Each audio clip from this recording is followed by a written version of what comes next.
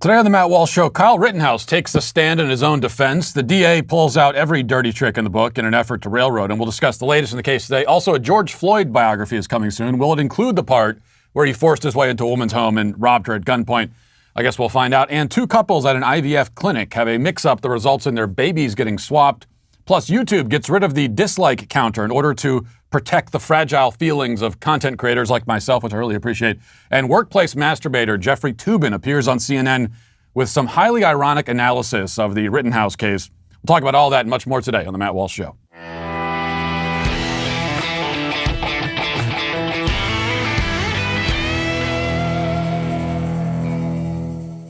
You know, if you're using the internet without ExpressVPN, you're leaving yourself exposed. It really is like, you know, running into the gas station with the keys still in the ignition and the door unlocked.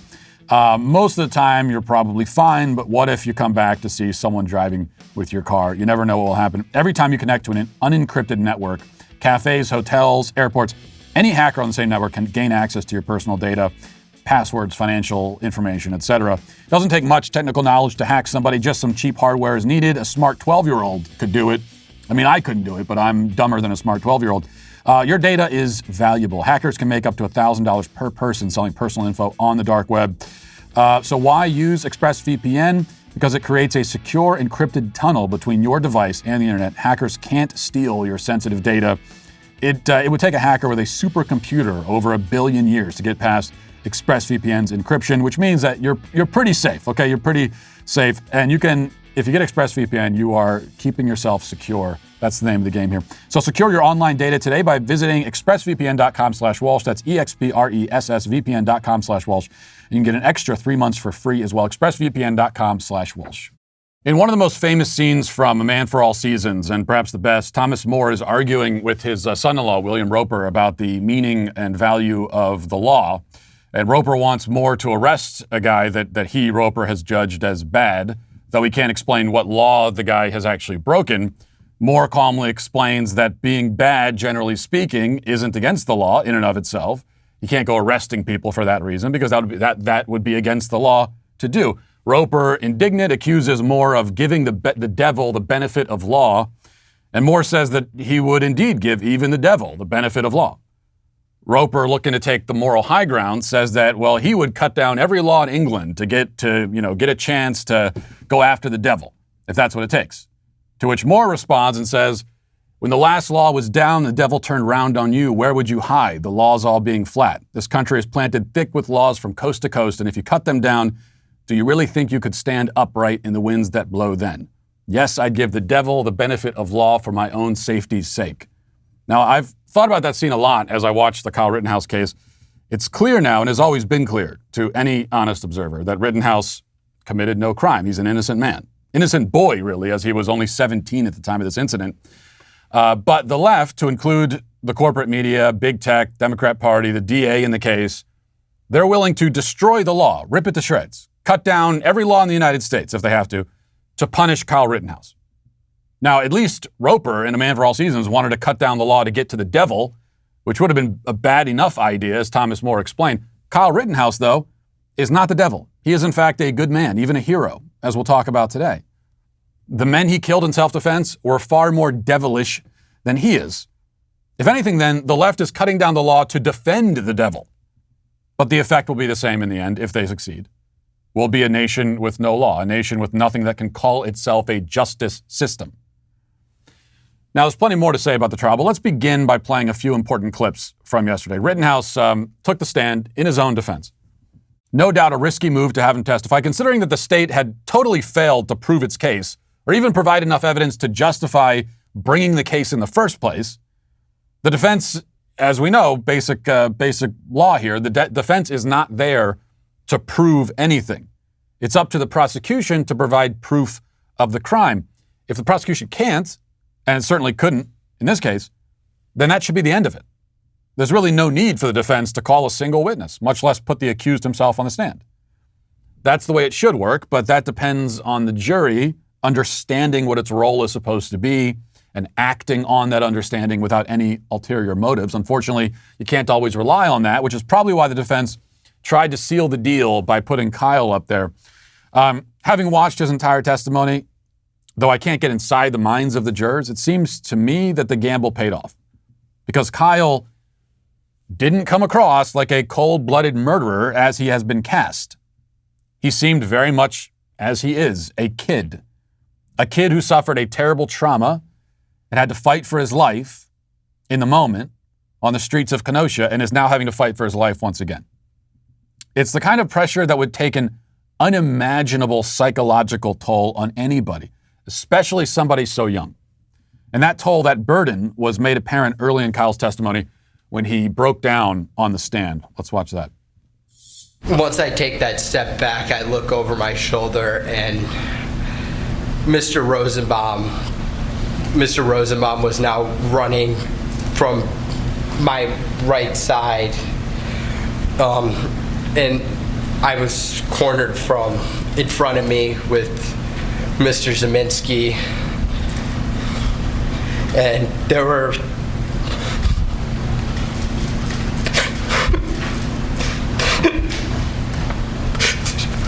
three people right there. Take a deep breath, Kyle.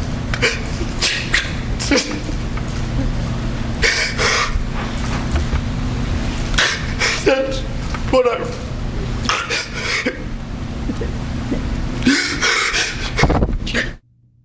Now, that's what a panic attack looks like for anyone who is not familiar. Of course, as expected, leftists on social media, if you're expecting them to have any humanity, then you were sorely mistaken. They mocked him for this display, accusing him of crying crocodile tears. There are many posts like this one from Anna Navarro. She said, Kyle Rittenhouse shot and killed Anthony Huber, 26, Joseph Rosenbaum, 36, and injured Gage Groskraus, now 27. Think about how much their loved ones have cried. Real anguish and grief, not crocodile tears. Now, it's funny to hear people like this deride a kid for crying on the stand as he faces false murder charges.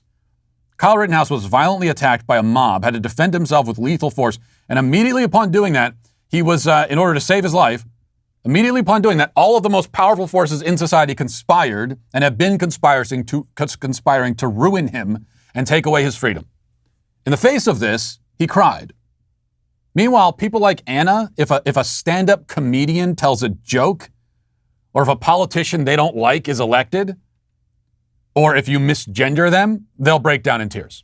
So they cry all the time about everything, wielding their fragile emotions like a battering ram.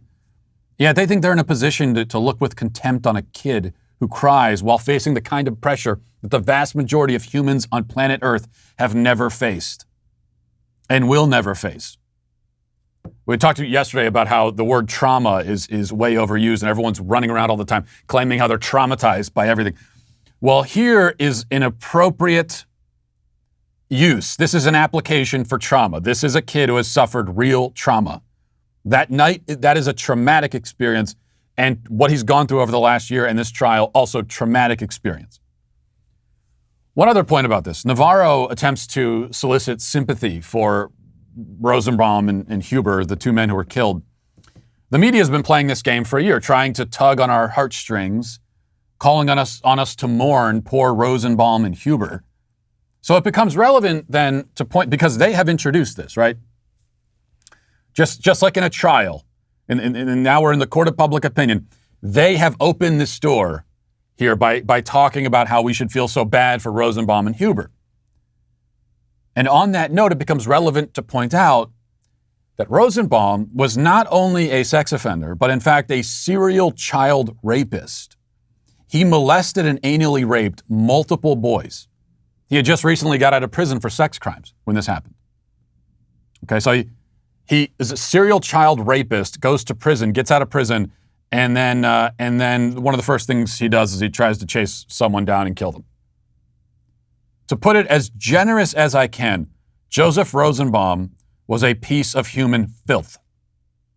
I mean, that's how I feel about child rapists. I don't know about you. Huber was slightly better, but only by comparison. Rather than a child rapist, he was merely a repeat domestic abuser, guilty of, among other things, choking and strangling a woman. Now, these facts may not be relevant to the shootings themselves, but they are relevant if we're being asked to feel sympathy for the quote-unquote victims, or feel any emotion towards them other than contempt. Rittenhouse was justified in his actions that night because Huber and Rosenbaum were violently attacking him, leaving him no choice, as has been incontrovertibly proven. But it's also worth noting that the world is a better place without people, especially like Joseph Rosenbaum, in it. Bad person. And it strikes me that the left mourns a pedophile child rapist only a few days after celebrating when a different child molester's name was put on a Navy ship. Harvey Milk. Maybe eventually Joseph Rosenbaum will get his own ship too. So these people really seem to be big fans of child rapists. You might start drawing some conclusions about them. Now, back to the trial. Perhaps all we really need to say in analyzing the state's cross-examination is that they actually spent time questioning Kyle about the video games that he plays, which put him in the position of having to explain to the DA that video games and real life are not the same. Isn't one of the things people do in these video games try and kill everyone else with your guns?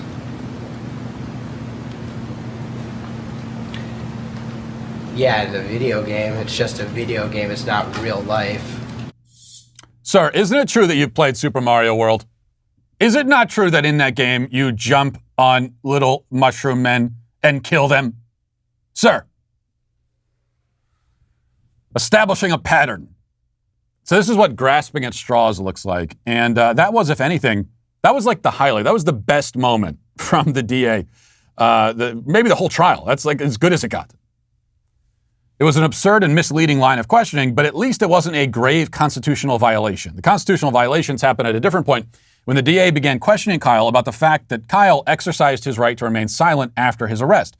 Prosecutors are not allowed to stand in front of a jury and imply that silence is incriminating, because the whole point of your right to remain silent is that you are not being forced to incriminate yourself. Okay, so the judge then had to jump in and remind the DA of this fact. You need to account for this.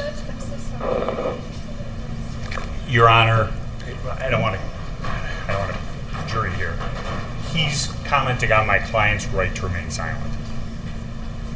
No, Your Honor. I am making the point that after hearing everything in the case, now he's tailoring his story to what has already been introduced. The problem is, this is a grave constitutional violation for you to talk about the defendant's silence. And that is, and you're right. You're right on the borderline, and you may be over, but it better stop. Understood. This is. I can't think of the case, the initial case on it, but this is not permitted. Now, it's not often that you hear a judge accuse a DA of a grave constitutional violation in open court. That's how things have gone in this trial. A little bit later on, as the prosecutor continued with lines of questioning that were not admissible and which he'd been warned to avoid by the judge, continued along this path, the judge was then forced to intervene again, and this time he wasn't quite as kind about it. Why would you think that made it okay for you, without any advance notice, to bring this matter before the jury? I was astonished when you began your examination by commenting on the defendant's post-arrest silence. That's basic law. It's been basic law in this country for 40 years, 50 years. I have no idea why you would do something like that. And it gives, I'll leave it at that. So I don't know what you're up to.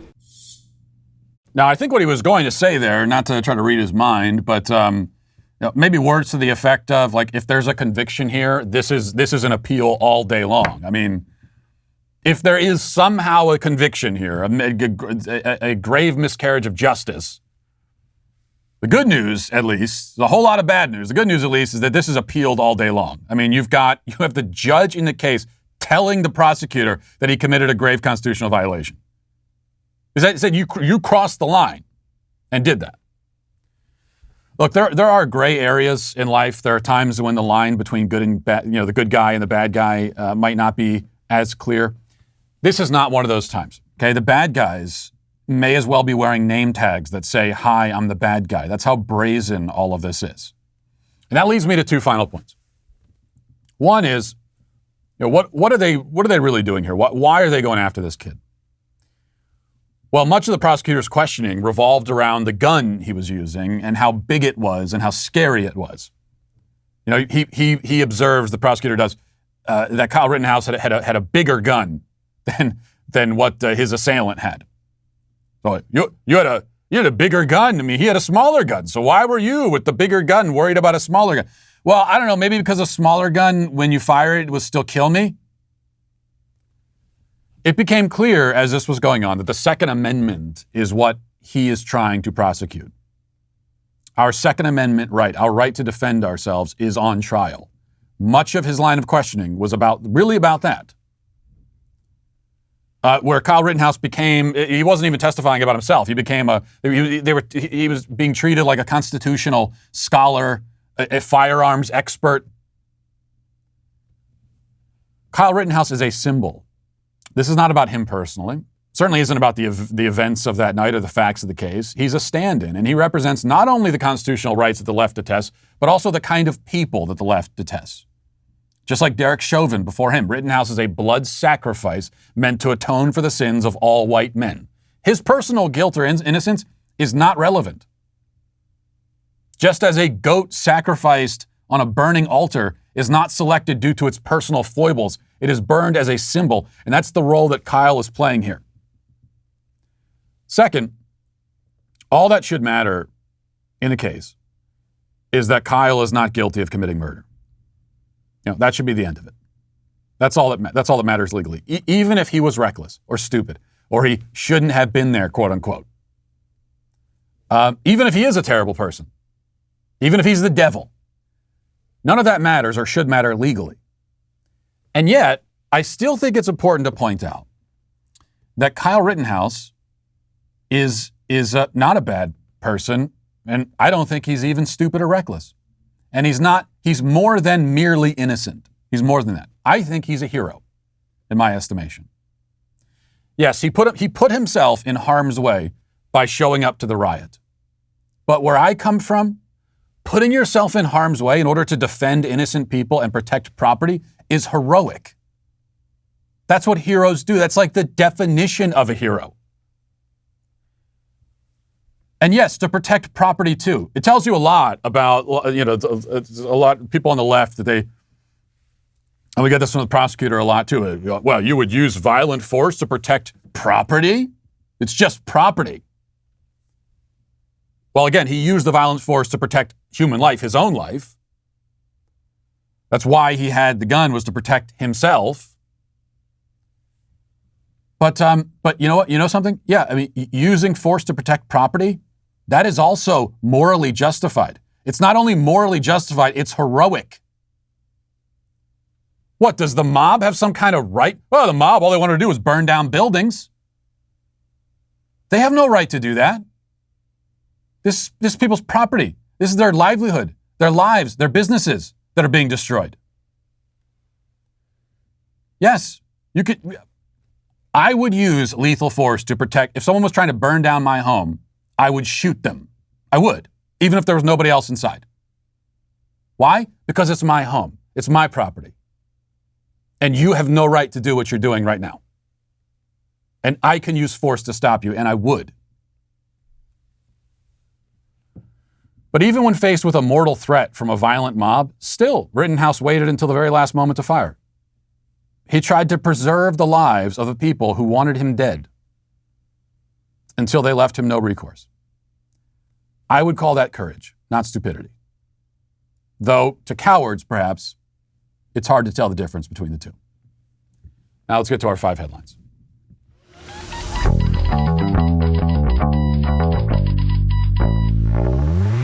I don't mean to scare you, but these days there are surveillance apps out there known as stalkerware, and they can collect information from you while avoiding detection by pretending to be something else. Stalkerware sits silently in the background collecting data, doing things like recording calls and keystrokes, stealing your photos, sending the info it gathers to whoever is spying on you.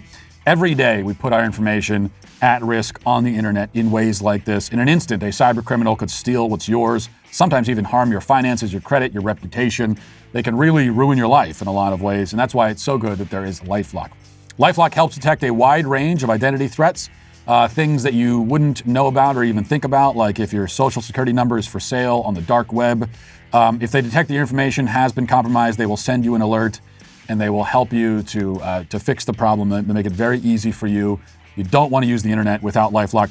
Nobody can prevent all identity theft or monitor all transactions at all businesses, but you can help protect what's yours with LifeLock by Norton. Join now and save up to 25% off your first year by going to lifelock.com/Walsh. That's lifelock.com/Walsh for 25% off. All right, so this is kind of exciting. I just got the news yesterday from my dentist that I got to go. I have to get some root canals next week. So I got 2 root canals I'm in line for. It feels very adult. You know, I've heard so much about the root canals. You always compare, it's worse than a root canal. I've never even had a cavity before. So, and here's the thing: when I do something, I go all in. I'm fully committed. So if I'm going to have a cavity, might as well get a root canal type cavity. And so that was my first reaction: is that this feels like a new step into adulthood in some way. And I guess I would be the guy. I'm such a committed contrarian that I would be the guy to enjoy a root canal. That would be my ultimate contrarian take. Actually, root canals are good. But then the problem is I was talking to the dentist, and he told me that, I don't know why he said this. He shouldn't have said it. But he said, yeah, you could just do nothing if you want. That is an option. Just don't do anything. You could do that. I said, really? You're putting that on the table? I got this situation. I could just do nothing at all and live my life. Don't tell me that. Like, don't. As a doctor, that's the worst thing you could say to me. When I blew out my Achilles, the doctor said the same thing. He's like, technically, yeah, I mean, we have the surgery. It's a big surgery. Technically, you could do nothing. We have to tell you that's an option. And I seriously considered it. And I'll tell you why. Because there's this combination for me. I hate doctors. I mean, I hate going to doctors. I mean, not anything against doctors personally. I don't like going to the doctor. I'm also very lazy, and then I have this gross overestimation of my own pain tolerance. And so all of those things combine to, if you give me an excuse, I'll just live with it until my teeth fall out. If you put that on the table. So now now that's just something I have to balance, I suppose. All right. But my wife does have she has a pretty firm opinion on it, which is, I don't want your teeth to fall out. Okay, we'll start with this. From the Daily Wire, this says a biography of George Floyd will be published on March 17th. So look forward to that. Put that on your calendar to go out and run out and pick the George Floyd biography up. And it appears to whitewash his life story to highlight his constant search of a better life and his relentless struggle to survive as a black man in America. In a press release, Viking Press, a publishing company owned by Penguin Random House, announced the biography, which is written by Robert Samuels and Toulouse Olurunapa, 2 prize-winning Washington Post reporters. The book is designed to reveal how systemic racism shaped George Floyd's life and legacy, from his family's roots in the tobacco fields of North Carolina to ongoing inequality in housing, education, healthcare, criminal justice, and policing, telling the singular story of how one man's tragic experience brought about a global movement of change. And so now this is when we're going to get the whole hagiography of George Floyd. I mean, this is an important point. I mean, this is an important step when you're building this myth, because so far with the mythology of George Floyd, Saint George Floyd, they have the martyr story, which is mostly false, but the whole rest of his life they've kind of ignored. And so now finally these Washington Post reporters, who, as Washington Post reporters we know that they are very experienced fiction writers. And so now they're going to write this work of fiction. And they've got their work cut out for them in some ways. How are you going to take this man who was a terrible person, terrible, and contributed nothing of value to society whatsoever? And rather than contributing things of value to his community, he preyed upon the most helpless and vulnerable people in his community. How are you going to take that and somehow morph it into a hero's journey? So I almost would want to read the book just out of curiosity to see how they do it. I mean, I'm not going to do that because I value my time too much and I wouldn't spend the money on it. But Yeah, a struggle to survive as a black man in America. This is about so is that searching for a better life? Is that the chat when we get to the searching for a better life? Part 2, searching for a better life. Is that the part where he forces his way into a woman's home and robs her at gunpoint in front of her kid? He was just searching for a better life. Don't mind me, ma'am. I'm just searching for a better life. Now hand me over all your money. But it's true in a way that in some of in these communities and cities, as a black man, or really if you live in these communities at all, no matter your race, there is a struggle to survive. That's true. These can be dangerous places, but it's a struggle to survive because of guys like George Floyd. They're the ones who create that struggle. I mean, they're the ones you're worried about. No matter what anybody says, no matter what they claim about how they're, we fear the police. No, I mean, if you are a woman living in the inner city, you're not worried about the police. You're worried about George Floyd breaking into your house. All right. So I'm not usually one to talk about news from the fashion world, but there was a point I wanted to make about this. I thought it was somewhat interesting. This is from MSN. It says, Tom Ford says cancel culture inhibits design. The 60-year-old fashion muse behind the iconic label says the fact everything is now considered appropriation is limiting fashion. Speaking to The Guardian, Ford said, cancel culture inhibits design because rather than feeling free, the tendency is to start locked into a set of rules. Everything is now considered appropriation. We used to be able to celebrate other cultures, and now we can't do that. He says the future of fashion is increasingly cartoonish. Instagram has broken down the rules. People dress up to take pictures of themselves to post online. Everything is exaggerated, especially the eyebrows. So he says this is the future of fashion. It's very cartoonish. Just not as a fashion expert myself, but just by observation, he would seem to be right about that. But also, it's impossible now because of these rules of appropriation. And this is the nature of style. It's something it's always a fusion. There's always different influences that you're bringing together, right?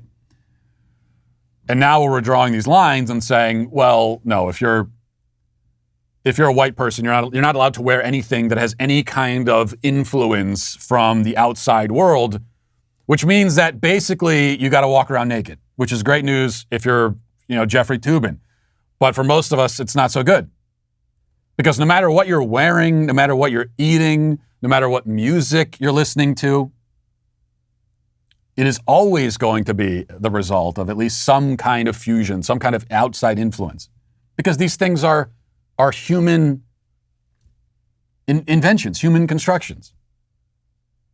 Whether we're talking about, the culinary world or fashion or music, these are art. And people are influenced by the world around them. I was reading an article recently, and I almost did it for a daily cancellation, but then I figured it's just there's really no point. What else can I say about this other than how stupid it is? But one of these media outlets, they were very concerned about appropriation that parents are committing in how they wear their babies.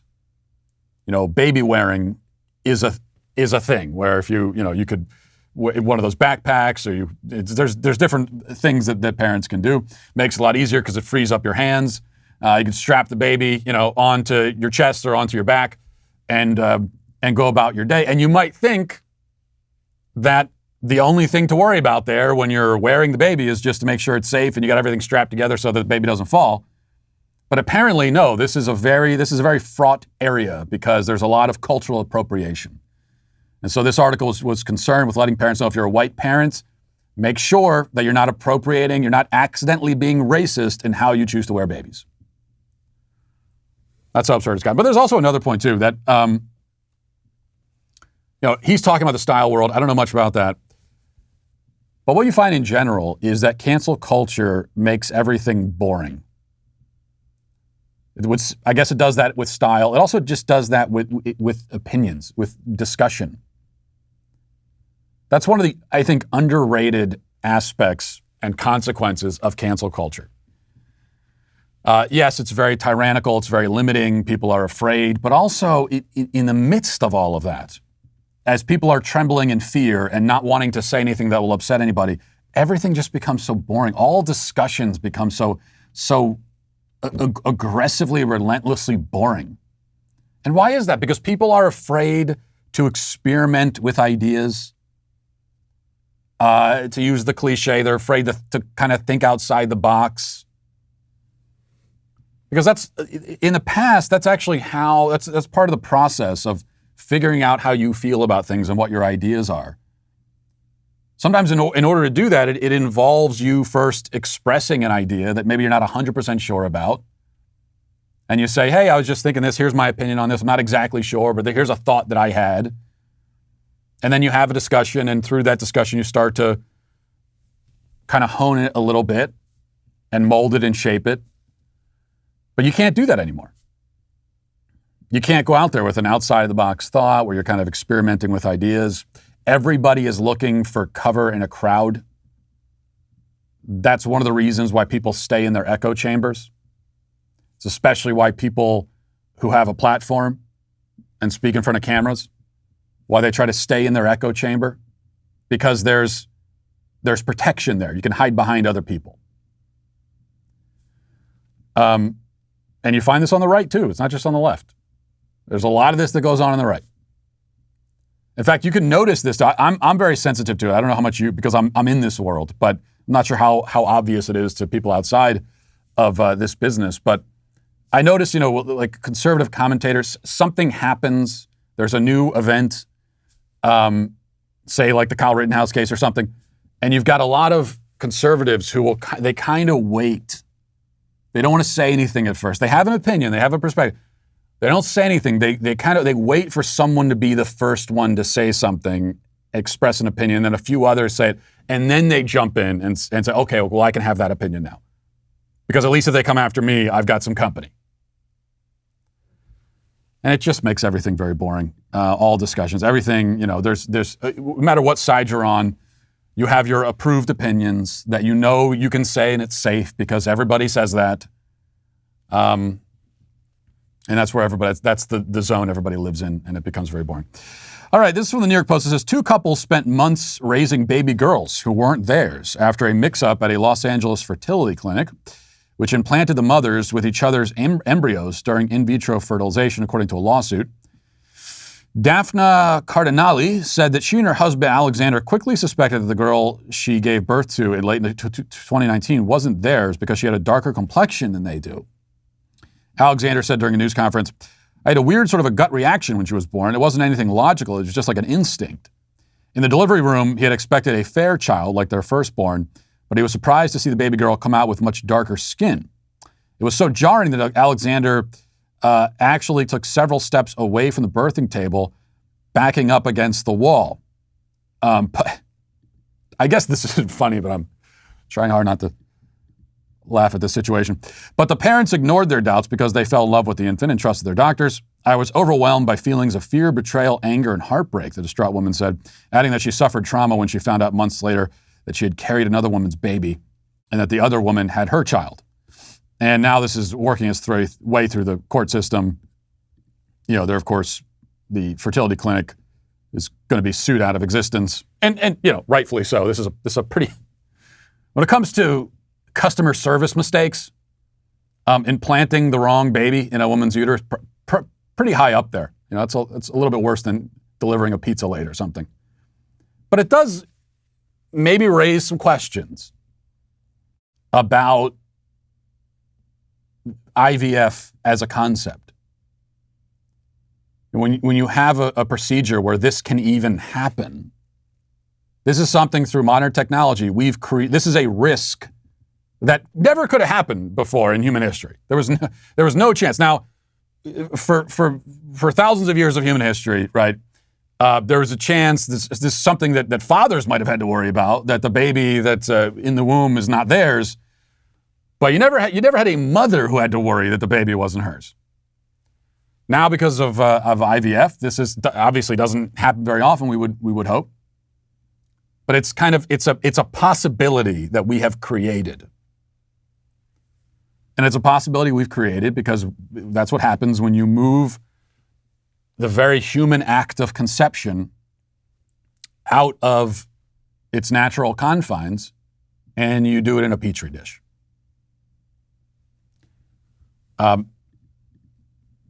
Maybe that's kind of a red flag about this sort of procedure. And because what we're actually doing, and the reason why I don't like IVF, why I'm not a fan of it, is because, not just I'm not a fan of it, I object to it on moral grounds, because it's the commodification of human life. You're quite literally treating human life like a commodity, in the most literal sense. And you have, you have a bunch of embryos, and then what happens? Maybe this mix-up kind of thing, this Freaky Friday mix-up thing, doesn't happen very often. But what does happen all the time is that you've got a bunch of embryos, and then you have leftover embryos that get stored in a freezer, like ground beef that you're not going to have time to cook up. And it just stays there for a while. And then eventually, if they're never used, okay, and think about the language here. The embryos are never used, then they'll be destroyed. So this is the reduction of human life down to a commodity, being treated very much like an object, where we talk about, you could have a surplus of it. And what do you do with the surplus? You just destroy them. It's hard, and I admit this. If you approach life from a materialist perspective, and all you see, when you look at human beings, all you see is material. You think that's all we are. In fact, all you are is an object. If that's how you see it, then from that starting point, it's going to be hard for me to convince you that something like IVF might be morally problematic. But if you see life as more than that, if you're not a materialist, then I think there's a reason to be skeptical of anything that reduces life down to mere material. All right, next, this is from TechCrunch. I think this is good news. I'm very happy about this. It says YouTube today announced its decision to make the dislike count on videos private across its platform. The decision is likely to be controversial given the extent that it impacts the public's visibility into a video's reception. So if you're watching this on YouTube right now, if this is correct, then you should not be able to see how many people disapprove of my show. What I just talked about with IVF, there's going to be a lot of people that don't agree, even on my side. And now, guess what? You're not going to know how many disagree with it. And I personally am a fan of that.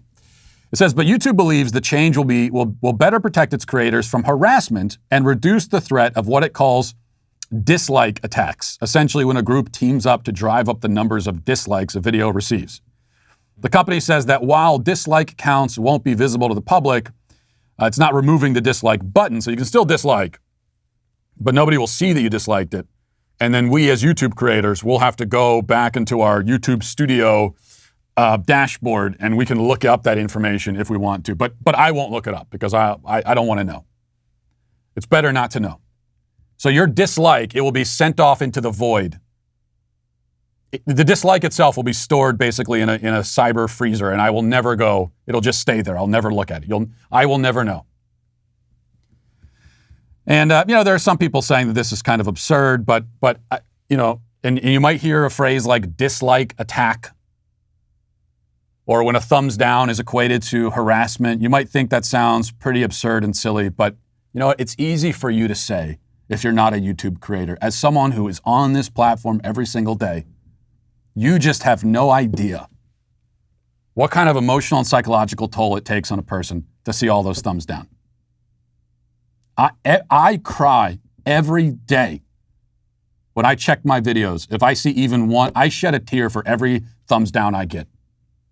It is deeply traumatic. And so I want to thank YouTube for finally standing up for us and for our feelings.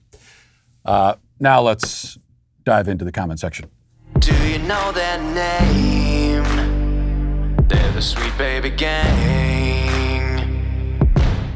As you know, people always tell me that one of the things I really love about this show is the passion that I bring to the subject that I talk about, especially when we're talking about mortgage refinancing. And that's what we're going to talk about right now. American Financing, America's home for home loans. New sponsor on the show we're very excited about. The home you're living in right now can cost you less. It's true. You can lower your payment and save thousands long term. You just have to refinance to one of these incredibly low mortgage rates and do it now before they're gone. They're expected to rise in the new year. You cannot afford to miss out on this deal. It takes just a 10-minute call to American Financing, America's home for home loans. For me, the call takes longer because I spend a lot of time gabbing about the subject, but if you want to be in and out, you can. You'll work with a salary-based mortgage consultant, someone who will guide you through custom loan options that can save you up to $1,000 a month. That's right, $1,000 a month. And you don't have to reset your loan to get those kinds of savings. You can choose any term, 10 years and over, because you shouldn't pay interest for years that you don't need. Pre-qualify for free at 866-569-4711. That's 866-569-4711, or visit AmericanFinancing.net. All right. Jennifer says, Matt, you're smart enough to know the Derek Chauvin case was the end of our justice system. Now let's see if you're brave enough to admit it. I think the Derek Chauvin case was a blow to our justice system. And I, as you know, believe that Derek Chauvin should have been acquitted. But, you know, I think you're really underestimating and understating what's happening with the Kyle Rittenhouse case by looking at this as a one-to-one comparison. I mean, what's happening with Kyle Rittenhouse, and he hasn't been convicted yet, and we're praying that he's not, but if he is convicted, it would be even more egregious. I mean, for example, in the Derek Chauvin case, you didn't have any scenes like what we just played where the judge says that there's a grave constitutional violation happening right now in this case. So, in terms of how egregious and blatant and out in the open it is, I don't think we've ever seen anything quite like the Kyle Rittenhouse case. So I think this would be kind of the nail in the coffin, in my opinion. Carla says, talking about the video yesterday we played of the boy in the dress with the abusive mother, it's clear that the boy in the opening video has been coached by his mother. She dressed him up and paraded him before the camera in order to satisfy her own sick ego. What I want to know is, where's that boy's father? Either he's absent in the boy's life or he's a weak and pitiful excuse for a man. Yeah, well, you always know that anytime you see any of these, it's not a coincidence that in the vast majority of cases, when you see these poor little kids being paraded around on camera, on TikTok, Instagram, on in the media, these poor little boys dressed up like girls with makeup and everything, it's not a coincidence that it's almost always the mom alone doing this. She's the one on camera. She's the one holding the camera. And what that tells us is that 100%, this is a 100% certainty. The father is absent from that home. 100% certainty. Now, he may still be a physical presence. I think very often he's absent in every sense of the word. But there may be cases where he is a physical presence, but he is still absent. There's no real, there might be a man, a guy in that house physically sitting around like a lump on a log, but there's no father in that home. There's no real father, because a real father would put an end to that immediately. I am not one to recommend divorce, but you're a father and your wife tries to dress your boy up like a girl. That's one of those drawing lines, ultimatums. You're not going to do this to my son. This is not going to happen. All right. Spazio says, I think you need to show some proof of the claims you made about Alfred Kinsey. It's the second time you claim he's not a valid scientist and his research is pure nonsense. There's no legit documentation on the internet that back up your thoughts, and this is a really unsettled argument because of that. Well, Spazio, yes, there is. I'm not going to hold your hand through this. Increasingly, I'm just annoyed with people. You say, what's your source? Just spend 5 minutes looking it up yourself, why don't you? I can't hold your hand. Yeah, everything I said about Alfred Kinsey, 100% factual. Okay? But you're going to spend a little bit of time. I can't, see, what you want is you want me to give you a link with the bullet points, and so that you can spend 5 seconds and you could read 3 sentences and say, oh, well, there it is. No, this is one of those things. You got to spend a little bit more time to understand the full history of, of Alfred Kinsey and the sexual revolution and how, it takes a little bit. In fact, you might even have to read some books about it. You might have to read an entire book if you really want to understand it. But what I can tell you is that what I said again is a fact. His methodology when he released, sexual behavior in the human male, and the methodology that he used, the populations, the segments of the population that he was studying and gathering all of his survey data from, it's not disputed. Let's see, what else do we got? Zuko says, it's very hard to maintain control at the video of the poor abused 4-year-old. It's amazing, though, that she gave us the nice comparison of his age, though. He's clearly confused because he's 4 and his mom insists on changing definitions on him. Right, that's exactly the point. Eric says, I bet 99% of the people who've seen Eternals had no idea it was directed by a woman. Yeah, that's the other point about the claim from the film critic yesterday, this Marvel movie Eternals that apparently nobody likes and nobody wants to see. And the critic says, well, it's because it's directed by a woman. People are sexist. And as I said yesterday, the exact opposite is the case. But critics especially bend over backwards to find any reason they can to give a good review to a movie that's directed by a woman. But as far as the audience goes, this just shows the kind of the bubble that these film critics live in. They don't understand how the average film moviegoer actually experiences movies. The average moviegoer has no idea who the director is of any of these movies. I bet if you went up to just the average moviegoer, the average person who watches movies, which is most people, and you ask them to name like 5 directors, they probably couldn't even name 5. They might be able to give you 3. Like they could tell you Steven Spielberg, but maybe they could give you Christopher Nolan. I mean, this just because most people don't, it doesn't matter to them that much. And they certainly aren't looking up information about the director and then saying, well, this one was directed by a woman. Well, I'm not going to watch this. That's not what people are doing outside of the bubble that you're living in.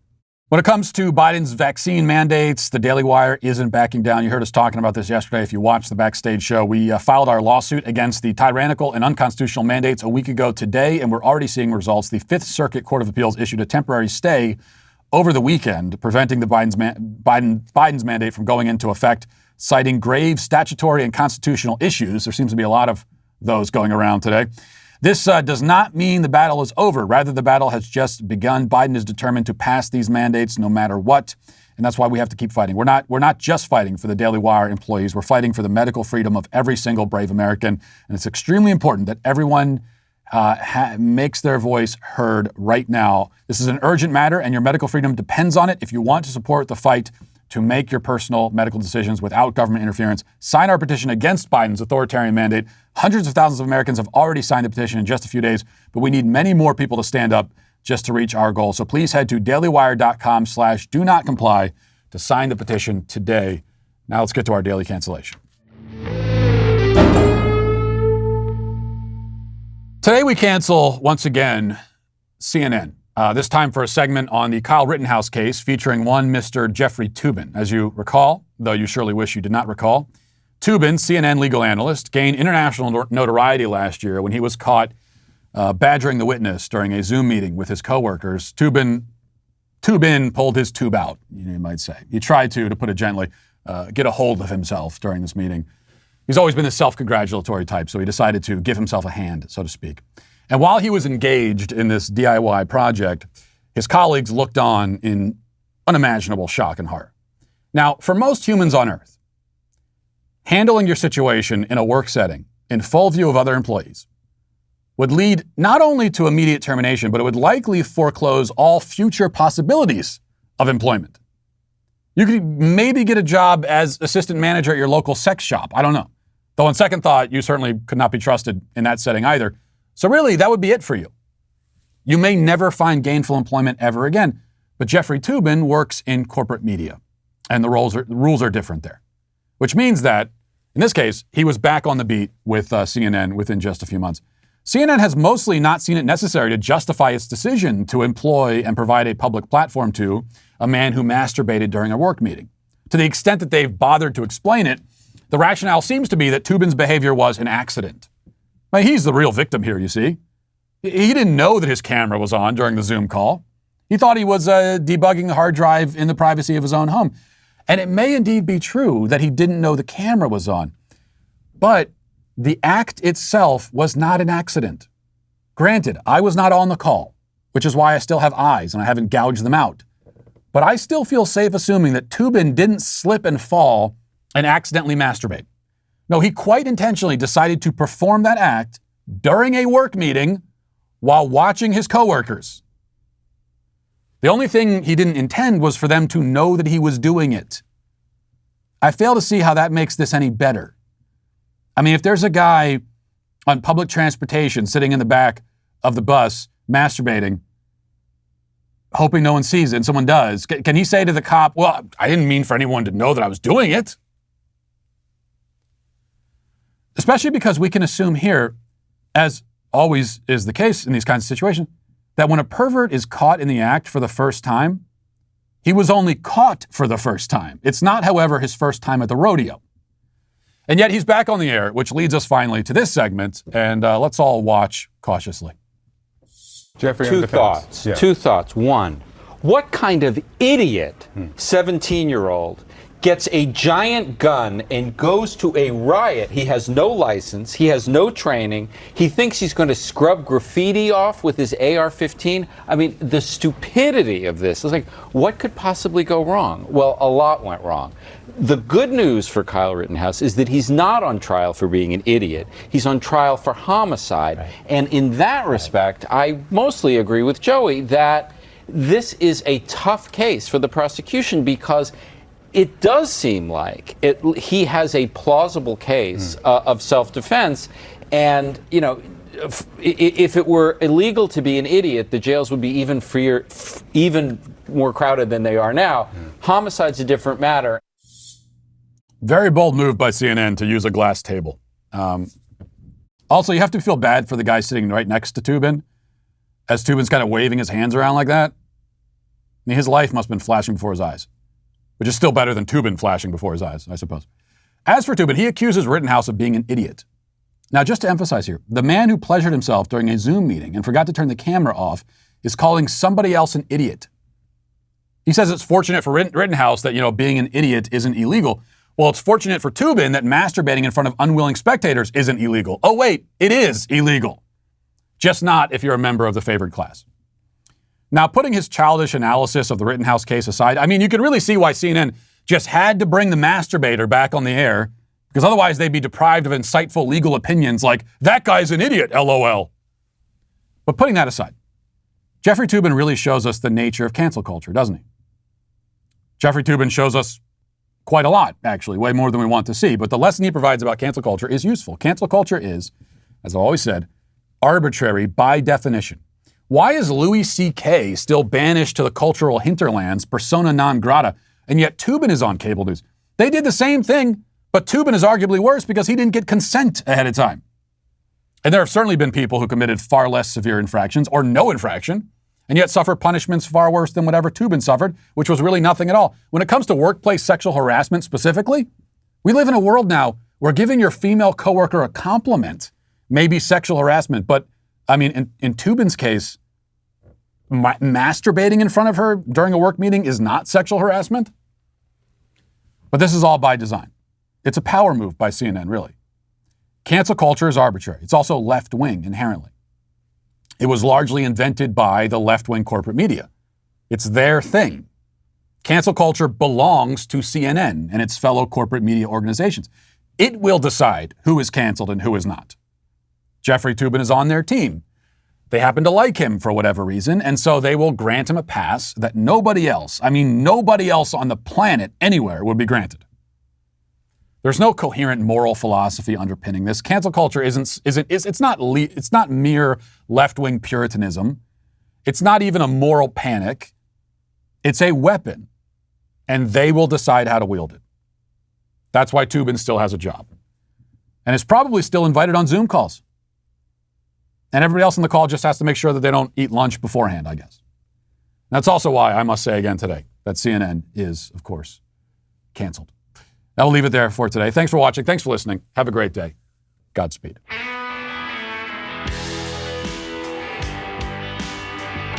The Matt Walsh Show is produced by Sean Hampton, executive producer Jeremy Boring.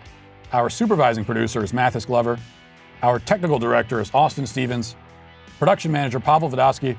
The show is edited by Ali Hinkle. Our audio is mixed by Mike Coromina. Hair and makeup is done by Cherokee Hart. And our production coordinator is McKenna Waters. The Matt Walsh Show is a Daily Wire production, copyright Daily Wire 2021. Kyle Rittenhouse clears his name. A major publisher commissions a hagiography of George Floyd. And Biden's vaccine mandate might cost nearly 40% of truckers their jobs amid a supply chain crisis right around Christmas. Check it out on The Michael Knowles Show.